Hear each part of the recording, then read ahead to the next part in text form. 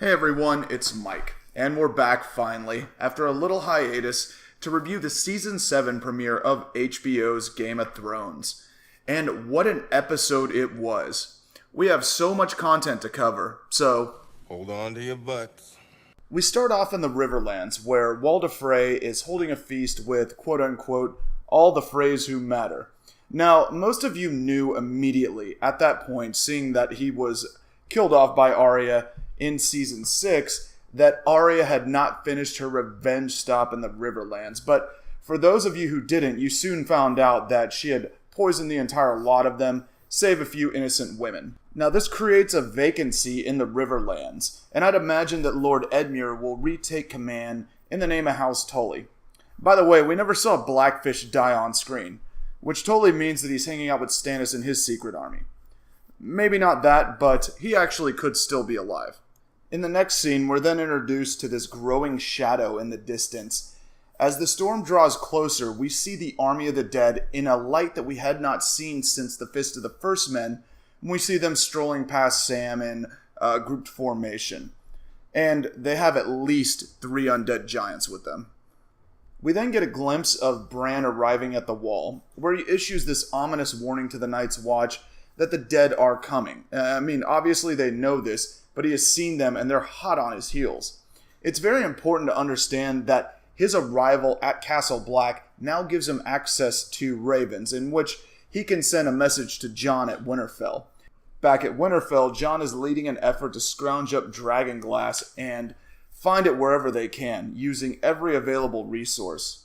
He then assigns the wildlings to fortify Eastwatch by the Sea, which is where the army of the dead would appear to be heading after their exit at Hardhome. Irony here is that, obviously, the wildlings are now acting as the Night's Watch, the same group that they fought against for a millennia. So, Jon and Sansa have a little spat on how to proceed with the Umbers and Karstarks, who obviously fought for House Bolton.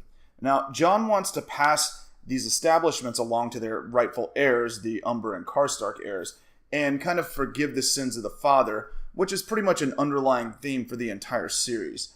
Sansa, on the other hand, wants to reward the others who fought alongside them and pass that along to them. Well, they go back and forth for a second, Jon puts his foot down, and he has the final say in that.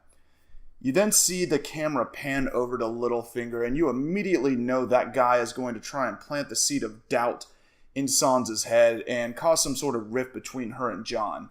Then we see Sansa and Jon kind of talk it out along the armaments, and a raven arrives from King's Landing, commanding Jon to swear fealty to Cersei. Sansa brings up a very good point that both Robb and Ned died for doing stupid things. Both honorable men, but died because they were idiots. And Jon just needs to keep her counsel.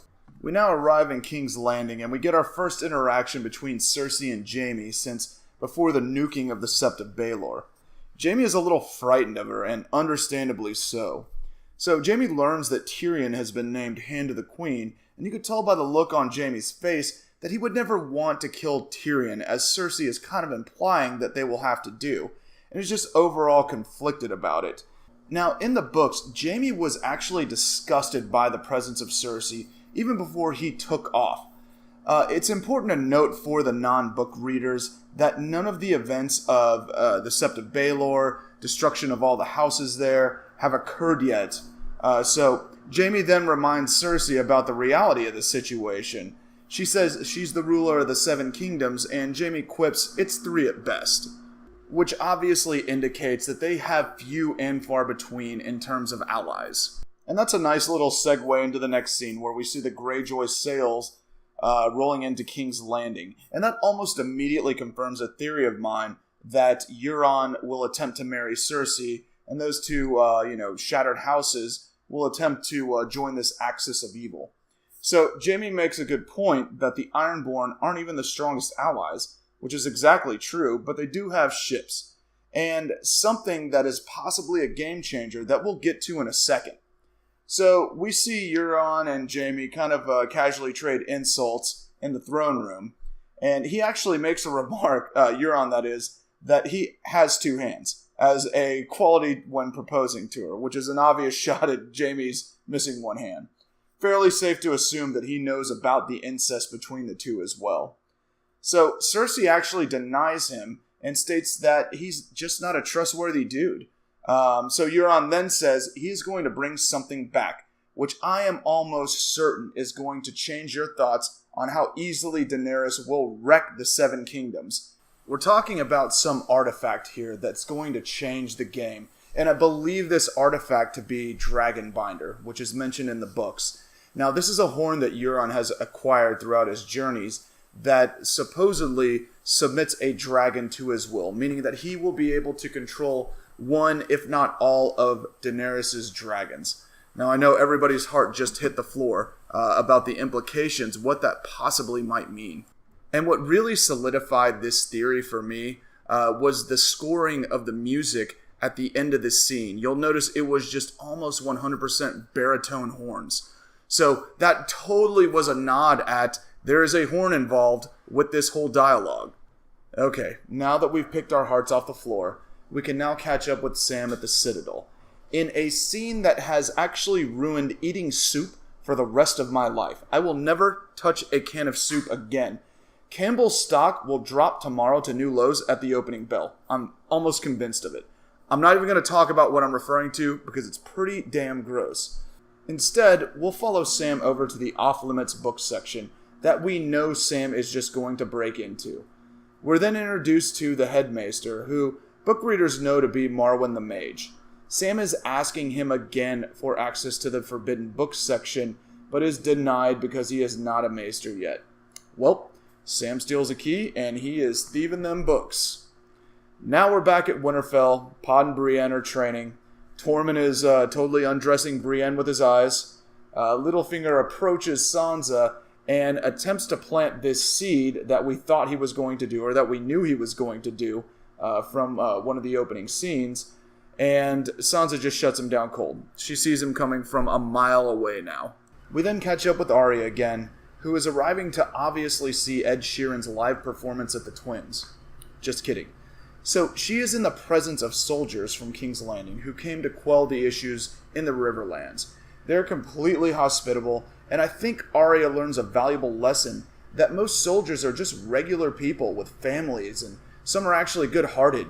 And we hear one of the soldiers kind of tell Arya why they're being so nice to her, and it's because his mom told him, hey, if I'm nice to strangers, strangers will be nice back to me. Kind of like the golden rule, do unto others type thing. So, I mean, their hospitality may have actually saved their lives. You could see her kind of glancing at their swords just posted up. They were just, guys traveling. They're just doing a job. So it kind of put it in perspective to her. So then they ask her why she's headed to King's Landing, and she remarks that she's going to kill the queen, to which all of them laugh hysterically. But this is really interesting because I actually thought she was going to head north towards Winterfell, kind of in a collision course with Melisandre, just fulfilling that prophecy that they were going to meet again. But it looks like she's heading south to King's Landing to pull off another assassination attempt. Alright, so now we catch up with Sandor Clegane, aka the Hound, who is traveling through the snow with the Brotherhood without banners. And I swear, this guy has become the funniest guy on the show with his quips. They arrive at a place that he and Arya once visited in a previous episode, where he was going to kill a man and his daughter, stating it would be more humane to do that than let them starve. Well, sure enough, they ended up dead because of near starvation. He jokes that it's just his luck to end up with a bunch of fire worshippers, which is kind of funny because he hates fire. And Thoros of Myr asks him to come over to the fire and stare into the flames. And Clegane is staring in there, and he sees the army of the dead marching on Eastwatch by the sea. And then you see a look come over the Hound's face that you just don't see on that guy. It's the reality of what's coming for them all. Just like a total oh shit moment. Back to Old Town with Sam, Baby Sam, and Gilly. Sam is looking through his stolen book and finds a treasure map of sorts that leads to a mountain of dragonglass. You can remember Jon saying that dragonglass is now way more valuable than gold. So it is legitimate treasure.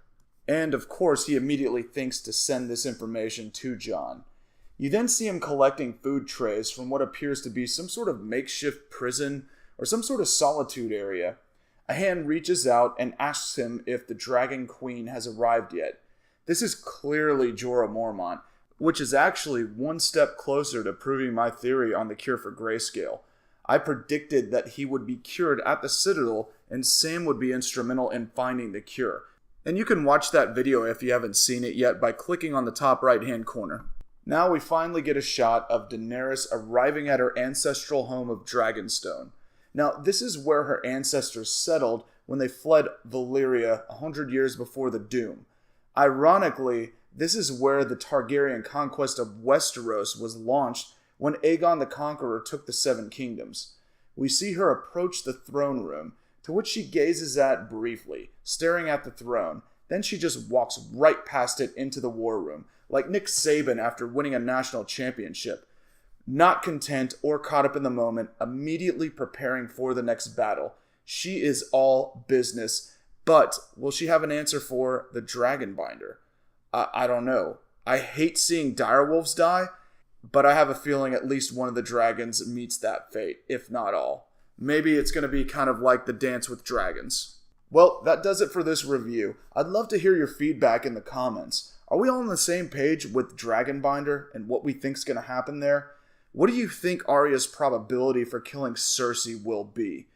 Does the Valonqar prophecy, where the younger brother kills her, get fulfilled? I'll be reviewing the episode 2 trailer in a day or two, and there's some super cool stuff in there, so just stay tuned for that. Thank you all for joining, and we will be back very, very soon.